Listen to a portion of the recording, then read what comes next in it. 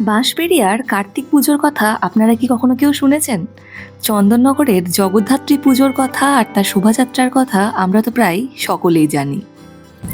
বর্তমানে হুগলি নিবাসী হওয়ার জন্য বাঁশবেড়িয়া, ব্যান্ডেল, চুঁচুড়া সংলগ্ন এলাকায় যে বিখ্যাত কার্তিক শোভাযাত্রা বেরোয় সেটা দেখার সুযোগ পেয়েছিলাম। ঠিক দুর্গাপুজোর মতোই গোটা শহর সেজেছিল আলোয়। তবে ঠাকুর দেখতে গিয়ে অবাক হয়েছিলাম যখন দেখেছিলাম কার্তিক ঠাকুরের পুজো মানে কিন্তু শুধুমাত্র কার্তিক ঠাকুরেরই পুজো তা কিন্তু নয়, সাথে সাথে অন্যান্য দেবতারাও পূজিত হয়েছেন।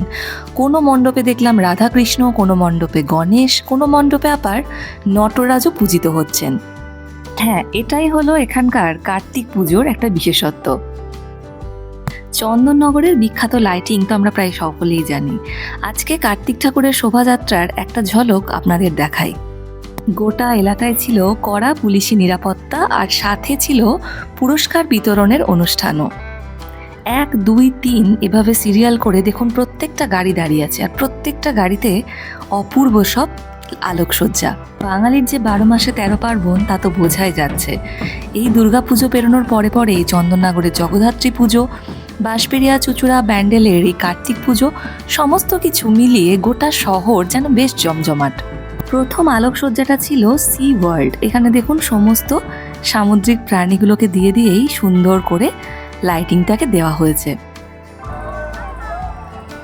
এবারে জগদ্ধাত্রী পুজোর বিসর্জন আমি দেখতে যেতে পারিনি, তাই একটুখানি আফসোস তো ছিলই। তবে এই শোভাযাত্রাটা দেখার পরে কিন্তু অনেকটাই সেই আফসোস দূর হয়ে গেছে বলা যায়। প্রত্যেকটা আলোকসজ্জার পেছনে পেছনে আবার বাউল গান, কখনো বা অর্কেস্ট্রা, এসব নানা ব্যবস্থাও ছিল।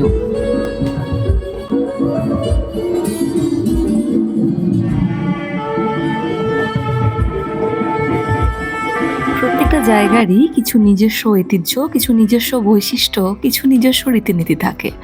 তাই যেখানেই যাই সেখানকার নতুন নতুন কিছু জিনিস দেখলে আমার বেশ ভালো লাগে। কার্তিক পুজোয় এতটা ধুমধাম আমি আগে কখনো দেখিনি। এই হুগলি জেলাতে বাঁশবেড়িয়া ব্যান্ডেল অঞ্চলের এই শোভাযাত্রা আমার প্রথম দেখা।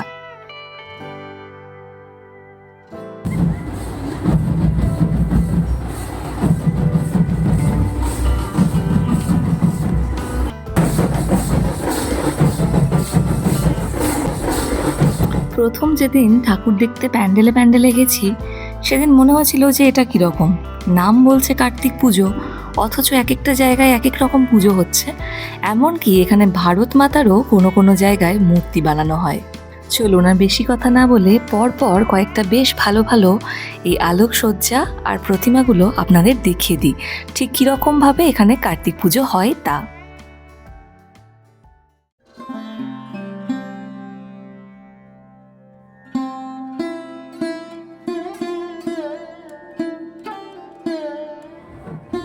এই প্রত্যেকটা জিনিসই তো এক একটা শিল্পের পর্যায়ে পড়ে।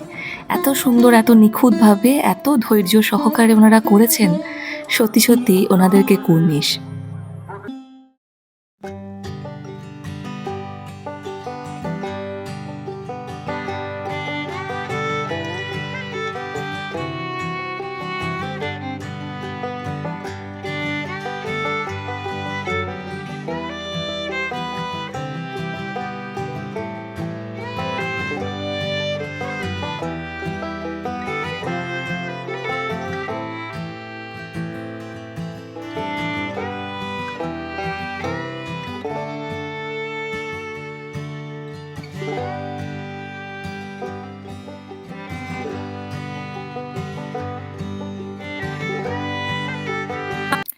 যেমন আপনারা সকলে জগদ্ধাত্রী পুজো দেখতে আসেন, তেমন মাঝে সাঝে এইরকম ছোটোখাটো যে পুজোগুলো হয় সেগুলোতেও আসতে পারেন।